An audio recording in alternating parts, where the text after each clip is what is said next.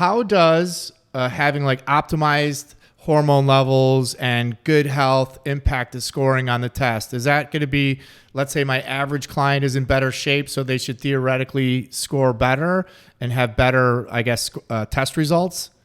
Yeah, certainly. And so there are a lot of factors which impact this, right? Everything from sleep to the amount of pollution you're exposed to the amount of stress you have, to your hormone levels, and your actual biological features, right? Like your amount of body fat, for instance. And so this is a really broad metric. It's capturing everything in your life, which might be increasing this aging rate. But we know that generally body mass is one of those biggest factors. And so having an optimal body mass, having an optimal diet are two incredibly important things, because that's generally your diet is what most of your exposures are, right? That's what's going into your body the majority of the time. And we know that, for instance, even things like hormone maintenance can make a major impact. We see this even with women, for instance, who go through menopause, who have rates of aging that can sort of accelerate rapidly after the process. And we even see this, again with men who might have extremes of things like testosterone. If you have way too much or super physiological testosterone, that can increase your aging. Or if you have very, very little,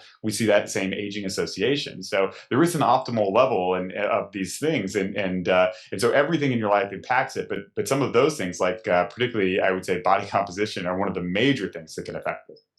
Yeah, I mean, that's one of the metrics that we obviously track really closely is body fat percentage, because we clearly don't want, our clients to be at an unhealthy body fat percentage. And, we see people that come in with much fewer injuries. Their knees feel better. They have better, cognitive function. And so when they drop weight and get in better shape, everything in life seems to be better and they're just happier overall. Yeah, definitely, and yeah, these things are directly related too, because we actually even know that things like, for instance, the age of onset of puberty is related to aging rates. We can actually, even at age 3, in some of the cohorts we've done, be able to predict the outcomes at age 45. And so, a lot of people think, hey, I need to start thinking about aging in my 40s or 50s or 60s, and the answer is, you're aging throughout your entire life. There's no time that's too early to try and improve that process, and it impacts all those other things. And so it's a cyclical relationship. You might say sometimes dysregulated hormones might cause increased aging, but you can also say the reverse. The dysregulated aging rates can change your hormone levels. And so these things are very intertwined, which is why it's such a big risk factor.